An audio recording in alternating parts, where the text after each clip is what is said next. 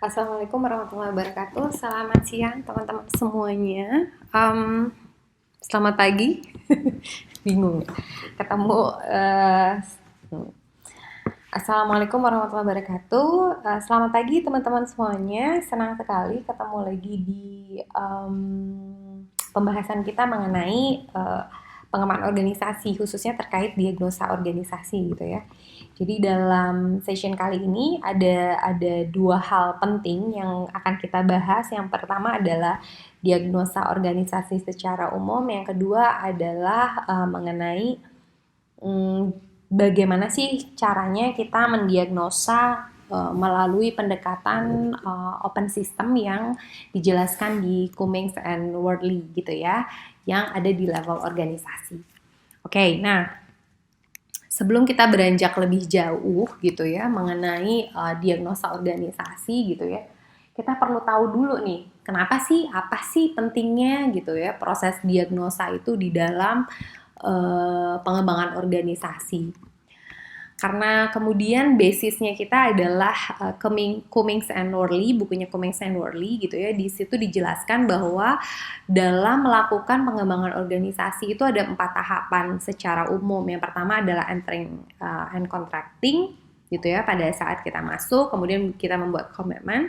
Kemudian yang kedua adalah kita mendiagnosa, diagnosing, kemudian diagnosing, kemudian planning and implementing change. Jadi setelah mendiagnosa, kita merencanakan dan mengimplementasi perubahan, dan kemudian baru setelahnya kita mengevaluasi dan menginstitusionalisasi perubahan gitu. Nah, kita bisa lihat di diagnosa itu ada di poin kedua gitu ya. Beberapa ahli mengatakan bahwa ini adalah proses yang sangat kritikal di dalam pengembangan organisasi gitu. Kenapa sih gitu?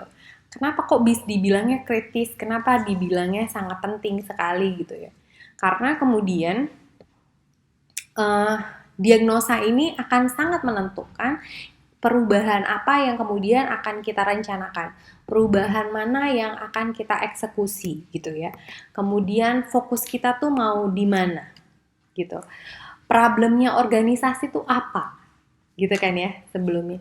Nah, teman-teman bisa membayangkan pada saat kemudian let's say ketika di sini ada evaluasi, kita mengevaluasi sebuah perubahan, misalnya sebuah program, terus kita bilang ini kenapa ya programnya kok nggak efektif gitu, ini kenapa ya program budaya kita kok nggak jalan gitu, yang salah apa ya ini.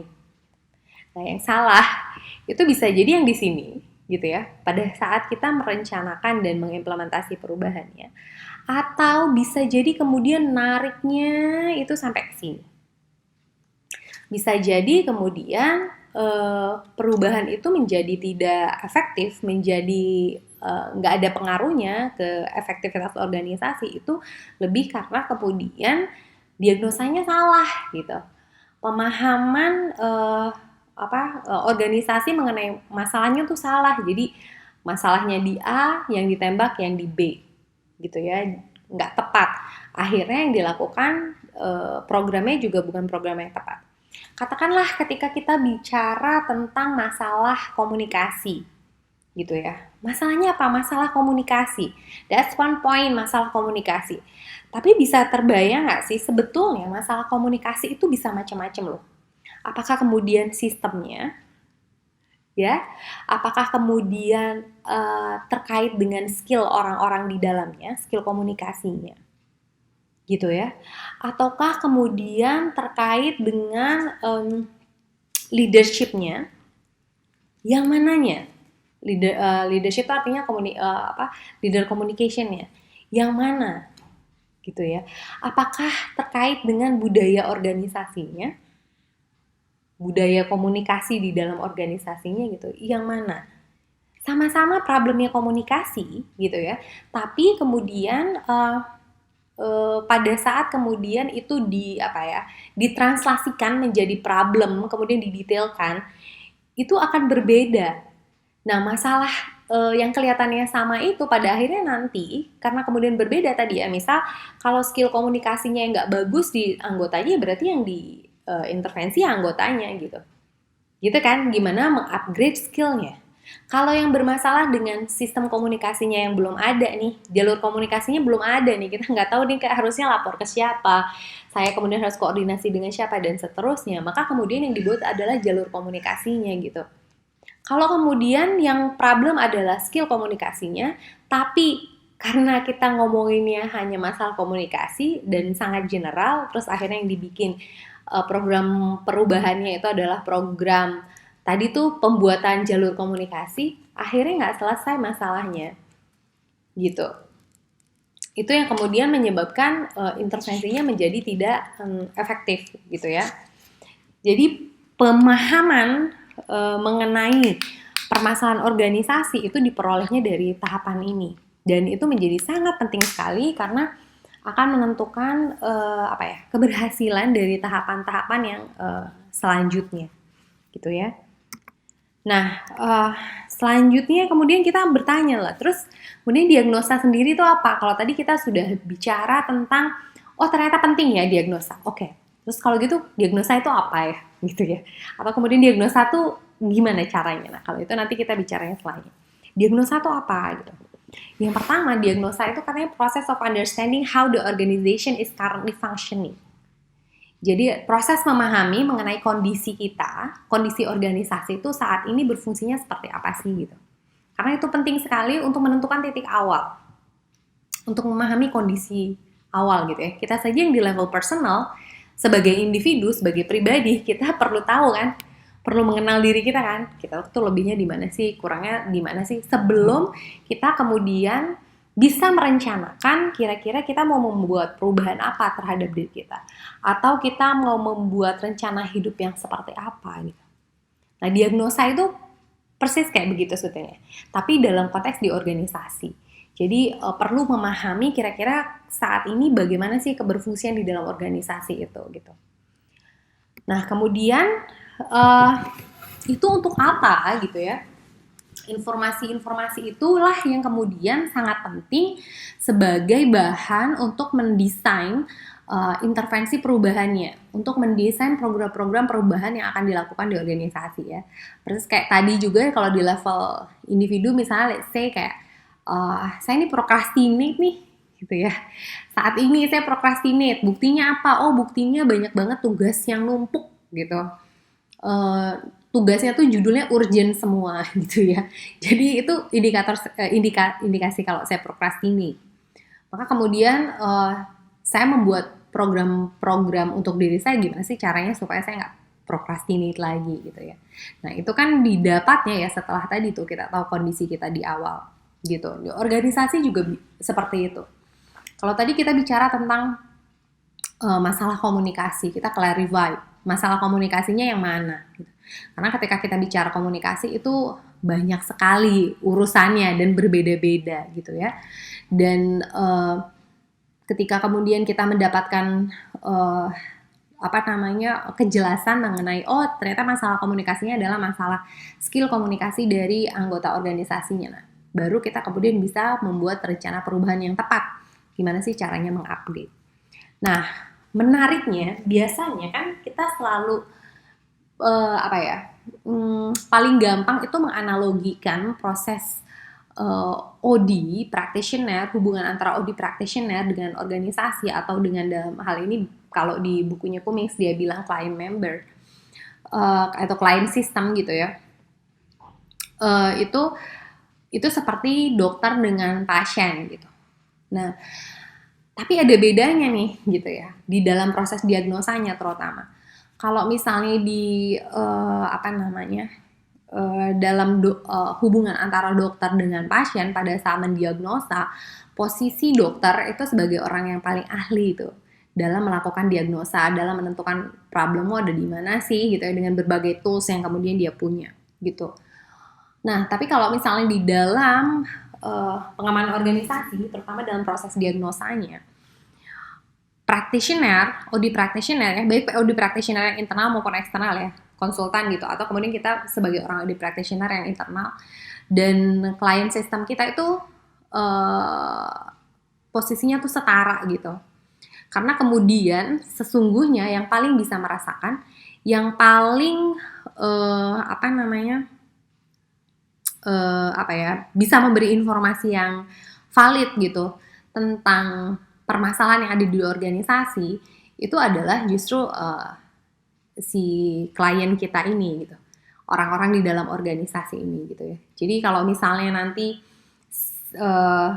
kalau dalam hubungan dokter dengan pasien itu, dokter itu yang kayak cenderung superior gitu karena kan lebih ahli ya, terus kemudian dia bisa kasih resep gitu, atau kemudian bisa kasih intervensi, oh harus fisioterapi dan seterusnya gitu ya. Tapi kalau di dalam konteks diagnosa di pengembangan organisasi, OD practitioner dan klien itu sama-sama menentukan gitu, kira-kira masalah mana yang mau diselesaikan duluan gitu. Kita mau fokusnya di mana. Sebelum itu bahkan juga termasuk ke kita bakalan cari datanya melalui proses pengumpulan data yang apa gitu ya. Alat pengumpul datanya mau pakai apa? Mau pakai wawancara, observasi dan seterusnya. Yang paling reliable yang apa? Bahkan pada saat kemudian memperoleh datanya, misalnya OD practitioner-nya itu menginformasikan kepada si kliennya. Termasuk kemudian tadi tuh menentukan kira-kira kita mau fokusnya tuh di masalah yang di mana dulu sih gitu ya. Yang mau didalemin setelah kemudian kalau diagnosa yang dilakukan di sini kan sebetulnya kayak general check up gitu. Jadi bukan yang kayak spesifik di satu bagiannya. Tapi kayak general check up-nya habis itu nanti mau fokusnya mau di mana. Nah, itu si OD practitioner dan si klien itu bekerjanya bareng-bareng gitu. Kira-kira seperti itu ya kalau konteks diagnosa organisasi di dalam OD. Nah, selanjutnya terus apa sih yang harus dilakukan gitu pada saat kita mau melakukan diagnosa gitu. Karena tadi kan dibilang ya bahwa kemudian range proses diagnosa itu mulai dari memahami gitu ya, memahami kondisi diri, sampai juga kemudian ada insight juga sebetulnya dari si klien, dari organisasi mengenai oh that's my problem, itu emang problem saya gitu ya. Nah yang tadi di highlight di akhir bahwa itu adalah proses yang kemudian saling gitu antara practitioner dengan si kliennya. Biasanya langkah pertama yang dilakukan pada saat diagnosa adalah kita menentukan appropriate model untuk understanding organization.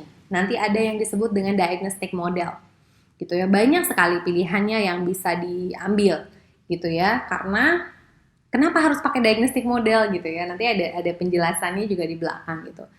Ada banyak sekali juga pilihan tergantung pada problemnya. Dan kalau saya selalu bilang, Bu, gimana ya cara milihnya? Biasanya ada yang tanya kayak gitu. Tergantung pada kira-kira metode mana yang paling dikuasai gitu. Kalau ibaratnya pisau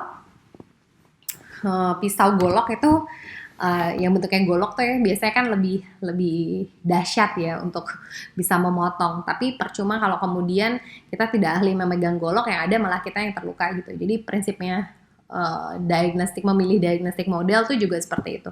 Tergantung satu keahlian kita, yang kedua juga tergantung kemudian kita lihat masalahnya kira-kira ini lebih cocok atau lebih komprehensif untuk dilihat dengan kacamata yang mana.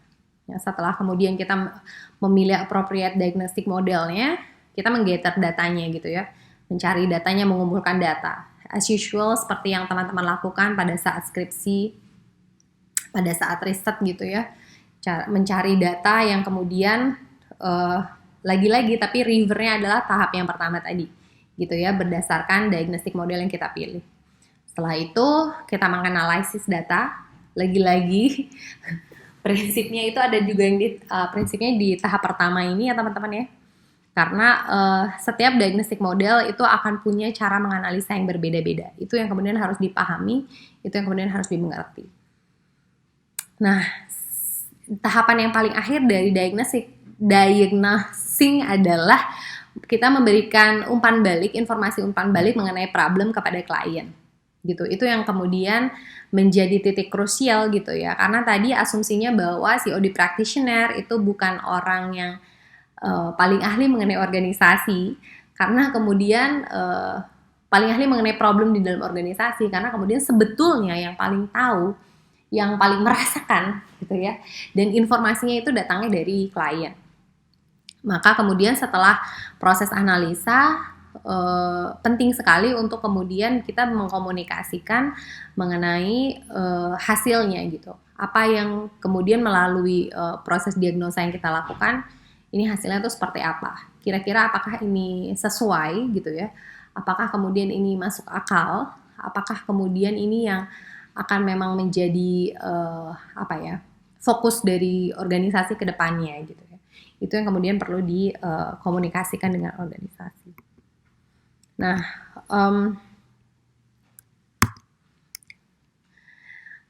di tahap pertama gitu ya, saya akan jelaskan mengenai tahap pertama.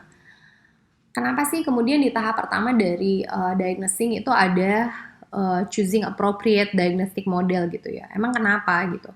Apa memang pentingnya ya udah kita kumpulin data aja gitu kan ya sebenarnya gitu ya? Udah kita kumpulin data aja gitu. Organisasi itu sistem yang sangat kompleks sekali teman-teman. Ketika kita lihat organisasi gitu ya, tanpa kemudian kita punya framework, yang ada kemudian malah kita itu pusing sendiri sebentar-sebentar. How it relate each other dan seterusnya gitu ya. Terutama ya itu ya, bagaimana ini berhubungan satu dengan yang lain. Terus narik kesimpulannya nanti seperti apa dan seterusnya. Organisasi itu sistem yang sangat kompleks sekali gitu. That's why kemudian beberapa ahli mencoba untuk merapikan sebetulnya, merapikan dan menstrukturkan. Nah, gitu ya. Bukan merapikan sih, tapi menstrukturkan dan kemudian membuatnya menjadi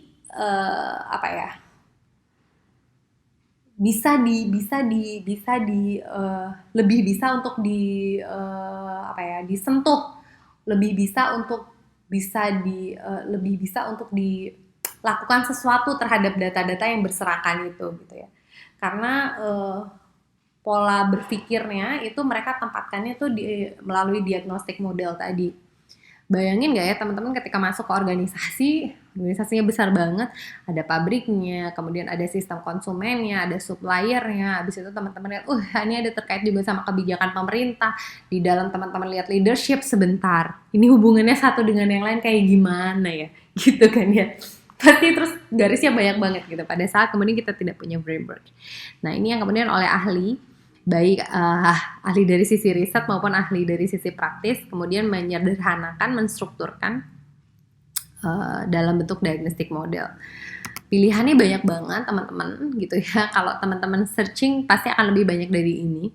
Ada modelnya Cumming and Worley, kemudian ada 6-box modelnya Weisbord, yang di bold itu yang akan diajarkan di dalam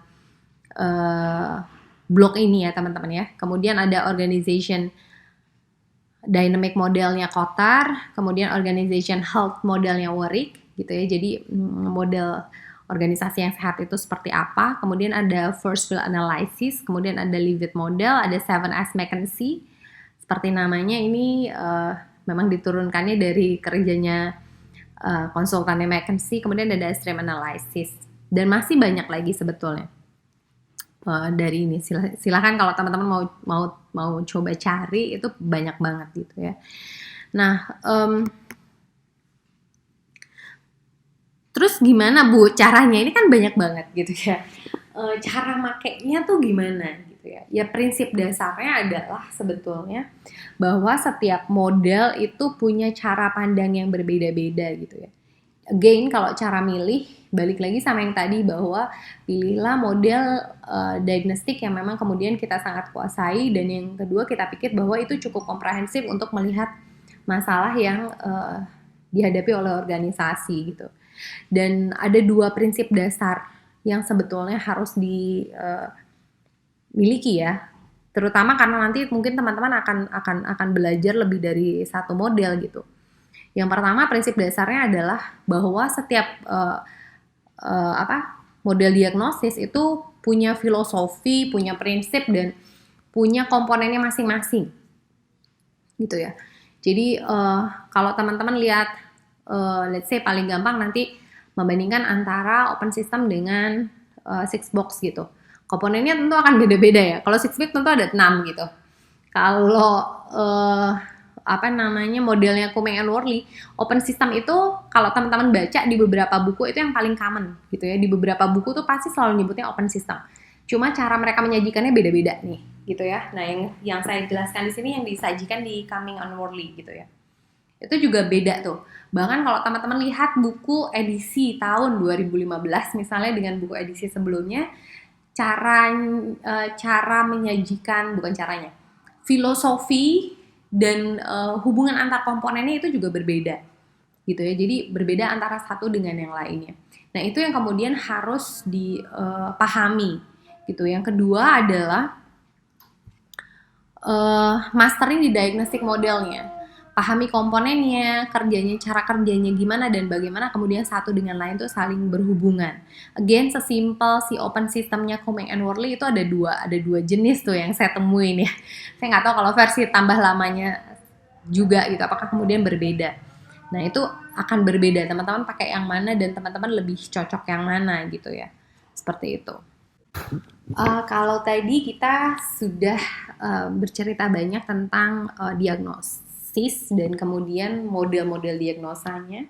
Sekarang kita akan beranjak ke cerita mengenai pendekatan diagnosa yang diberikan oleh Kumeng and Worley gitu ya, yaitu open system. Kalau teman-teman nanti akan baca buku ODI gitu ya, maka teman-teman akan banyak sekali buku ODI yang kemudian menggunakan open system sebagai pendekatan diagnosanya. Tapi kemudian loh kok beda Bu gitu gambarnya, karena memang bisa jadi cara pandangnya memang berbeda gitu ya. Jadi apa yang saya jelaskan nanti itu terbatas pada open system yang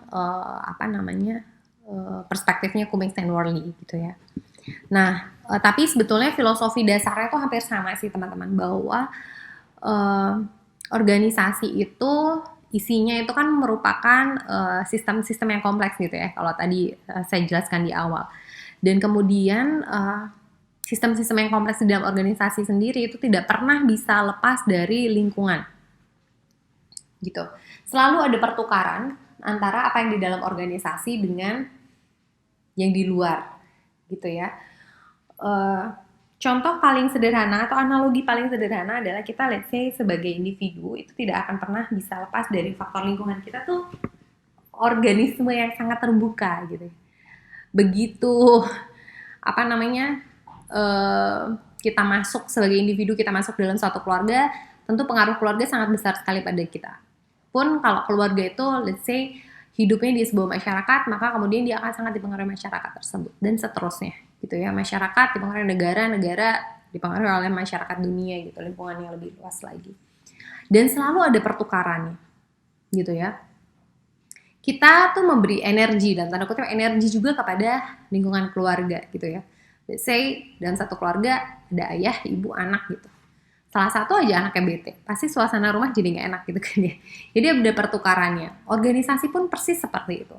Ada pertukaran antara sistem yang ada di dalam organisasi dengan sistem yang lebih besar lagi, yaitu dalam hal ini menyebutnya adalah lingkungan gitu ya. Sistem di dalam organisasi itu sesimpel kita membaginya menjadi input, kemudian ada transformation atau prosesnya, kemudian ada outputnya.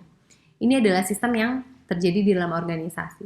Jadi biasanya di dalam organisasi dia mengolah baik informasi, energi, resources dan seterusnya, kemudian ditransformasi, diubah gitu ya, baik dengan komponen teknologi, komponen sosial, yang kemudian menghasilkan output tertentu. Outputnya berupa apa? Macam-macam, jasa, produk maupun ide dan seterusnya. Dan kemudian ini yang kemudian akan hasil dari sini output memberi feedback lagi ke input. Tapi apakah kemudian sesimpel ini? Tidak, tentu saja. Karena mereka kemudian ada di dalam environment. Ini ada tekanan-tekanan dari environment ke dalam organisasi. Katakanlah tekanan environment terkait dengan output gitu ya. Bahwa let's say ada tuntutan dari konsumen misalnya mengenai kualitas barang gitu ya. Otomatis kemudian di sini di output kemudian akan bergejolak gitu ya, yang kemudian akan mempengaruhi feedback ke sini. Ini problem di mana nih? Di input apa di prosesnya nih? Kok kemudian seperti ini? Kemudian environment yang terkait dengan perubahan teknologi misalnya gitu ya. Atau perubahan lingkungan nih, kayak sekarang nih as simple as pandemi gitu. Environmentnya pandemi, maka kemudian inputnya bisa jadi berubah gitu ya. Kehadiran karyawan secara fisik, kan tadi inputnya ya, karyawan tuh resources di sini. Akhirnya bisa apa namanya, dimodify. Kehadirannya tidak harus secara fisik misalnya, tapi bisa juga secara virtual. Dan kemudian di sini transformation-nya juga ada proses yang berbeda di sini, seperti itu. Kemudian perubahan apa ya, misalnya perubahan teknologi, misalnya environment terkait dengan perubahan teknologi. Kalau misalnya dulu petani-petani itu apa namanya, inputnya tuh sama-sama sih ya, apa namanya, perubahan teknologi atau kemudian pasar gitu ya, pembukaan pasar misalnya. Kalau dulu mereka dapat bibitnya bibit lokal lah gitu. Kalau sekarang bisa jadi inputnya petani-petani itu bibitnya bisa jadi banyak bibit yang dari impor gitu. Karena kemudian perubahannya apa? Perubahan di environment ini. Dan itu tidak bisa lepas sama sekali. Bisa nggak sih kemudian organisasi hidup sendiri? Menurut teman-teman gimana? Bisa nggak? Agak berat ya. Bahkan China yang menutup diri sekalipun, atau Korea Utara yang menutup diri sekalipun gitu, agak sulit untuk betul-betul melepaskan diri dari pengaruh environment yang lebih luas lagi. Nah, di dalam konteksnya open system di bukunya Cummings gitu ya, mereka membagi, saya hanya akan menjelaskan di organizational level gitu, karena nanti untuk yang apa namanya level kelompok dan level individu akan dijelaskan setelahnya gitu ya. Dia membaginya menjadi 3, ada input, ada design komponen, dan ada output. Tentu saja kemudian yang abu-abu ini itu adalah apa ya namanya, atmosfer besarnya gitu ya, tempat besarnya. Inputnya apa saja gitu ya, inputnya berupa environment gitu.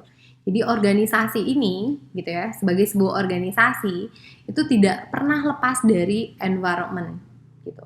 Bentuknya apa? Macam-macam, mulai dari general environment, dia membaginya menjadi 3 nih. Ada general environment atau kemudian lingkungan dia secara umum.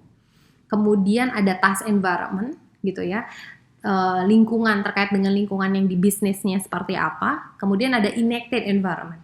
Enacted environment adalah bagaimana kemudian si organisasi mempersepsi lingkungan yang dihadapinya gitu ya. Jadi sometimes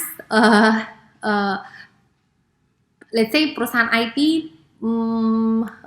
melihat misalnya apa ya, serbuan open source itu ada dulu ya, pas awal-awal terutama open source itu ada yang melihatnya sebagai sesuatu hal yang penting gitu di dalam konsiderasi pembuatan keputusan. Ada yang nggak terlalu penting deh gitu. Itu yang akhirnya kemudian membuat Nokia jatuh misalnya, karena kemudian dia tidak melihat environment yang baru itu sebagai sebuah pertimbangan yang penting dalam pembuatan keputusan. Nggak urgen gitu, nggak urgent gitu. Kalau misalnya saya baca dari kisahnya Nokia gitu ya. Nah, itu adalah enacted environment. Kemudian si input ini, kalau teman-teman lihat nih, ini panahnya bolak-balik ya, gitu ya. Ada pengaruh bolak-balik dari dia ke desain komponen. Desain komponennya yang pertama dia temuin adalah strateginya, gitu ya.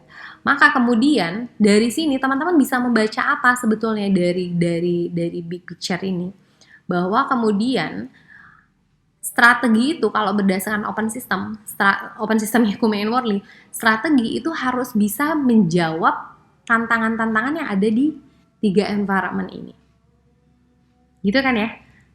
Dan kemudian apakah kemudian strategi ini juga bisa mempengaruhi environment gitu.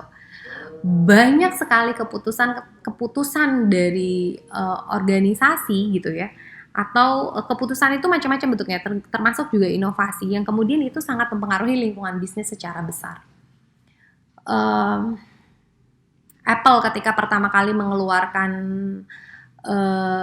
iPhone misalnya, BlackBerry juga ketika pertama kali dia mengeluarkan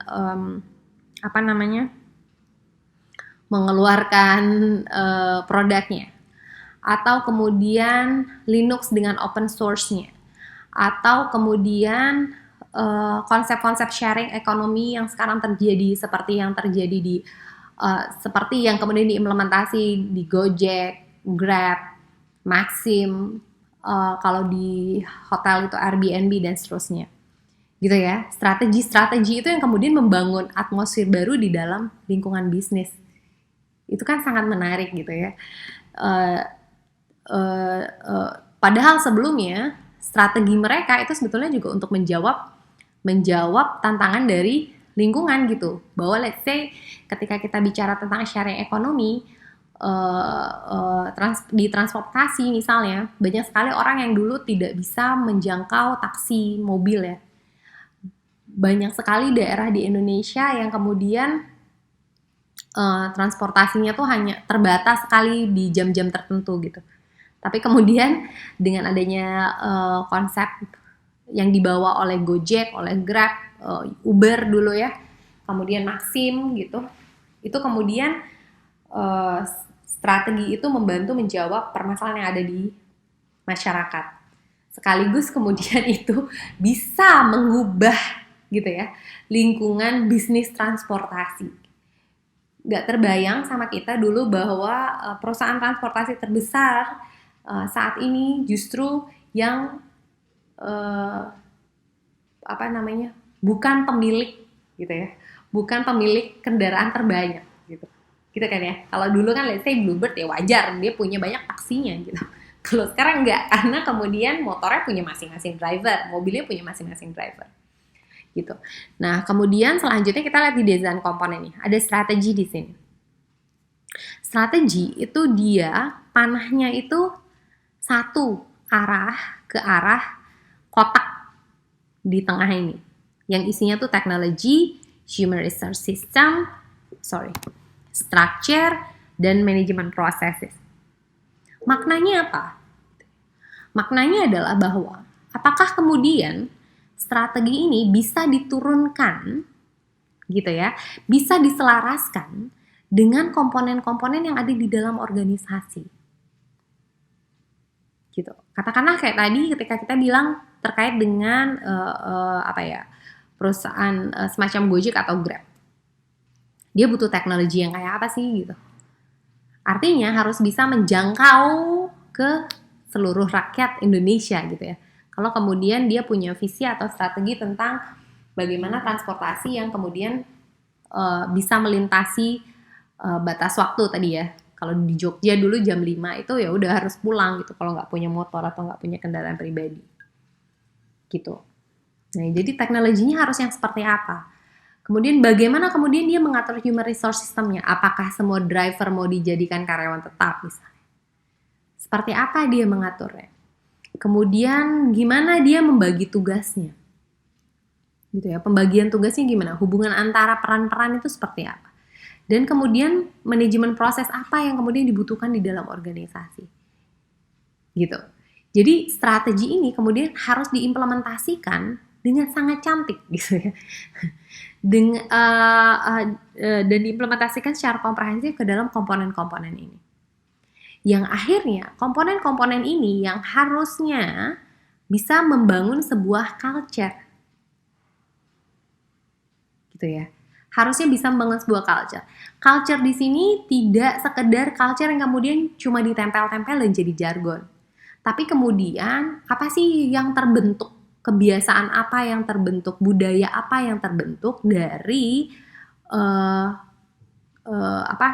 interaksi keempat komponen ini? Dan satu lagi sebelum ke culture, bahwa kemudian teknologi, structure, manajemen proses, human resource system ini kemudian juga ada kaitan satu sama lain. Mereka tuh harus selaras. Gitu. That's why bentuknya kotak gini. Karena harus selaras nih. Kalau nggak selaras, berarti bisa terjadi juga problem.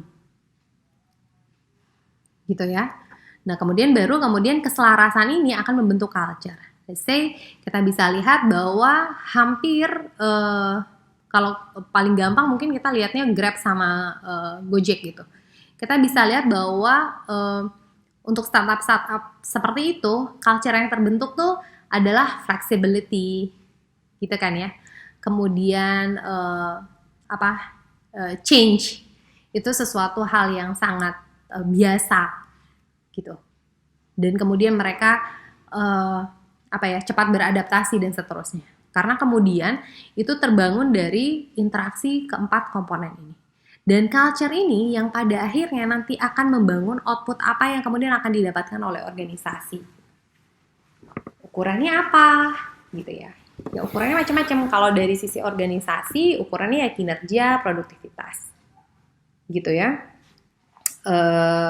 Baik kinerja kinerja keuangan, kinerja karyawannya, produktivitas itu dari sisi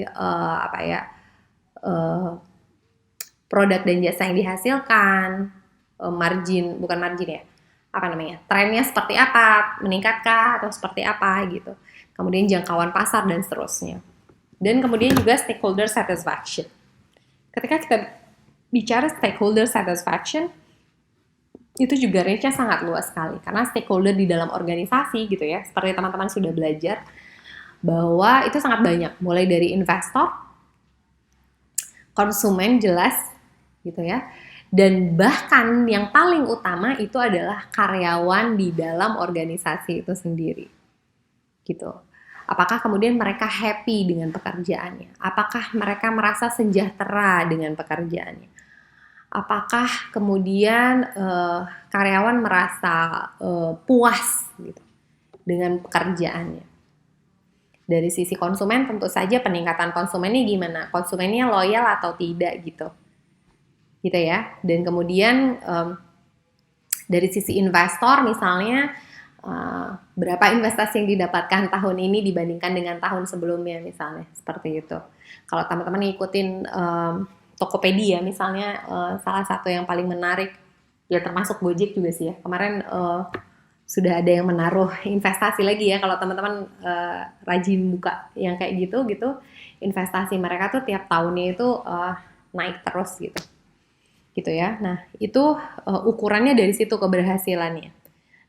Ini tidak akan bisa didapat kalau proses di sini itu tidak selaras gitu ya.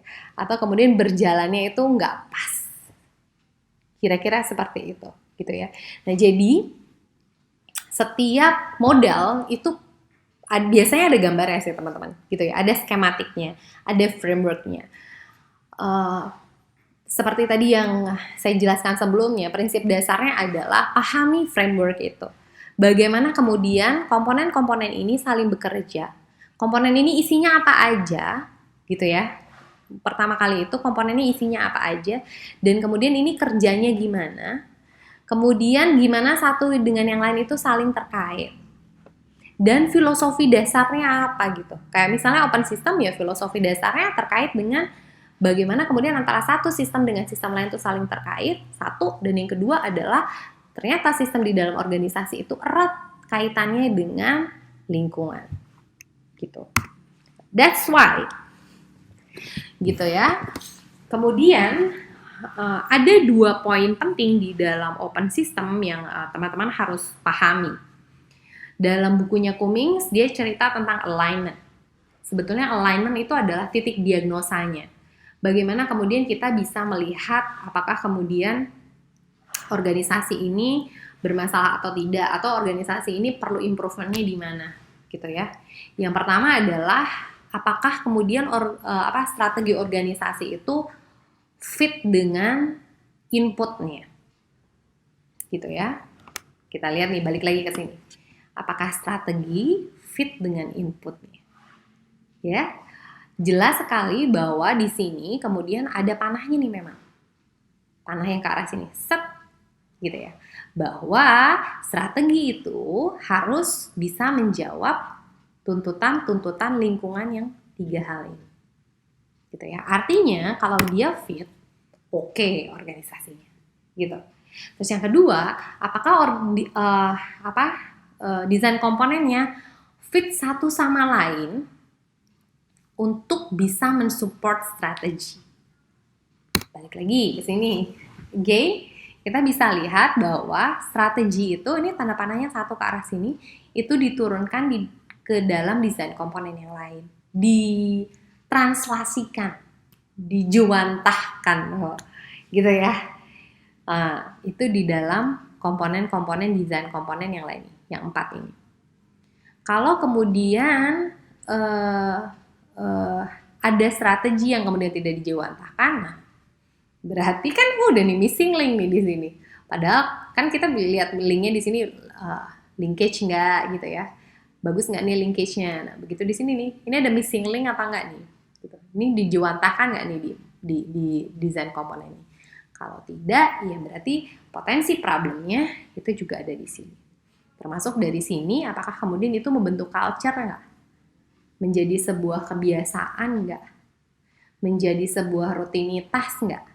Menjadi collective mind nggak? Gitu.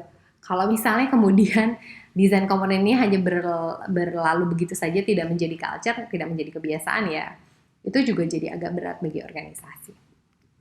Gitu ya. Nah, kira-kira seperti itu teman-teman terkait dengan open system.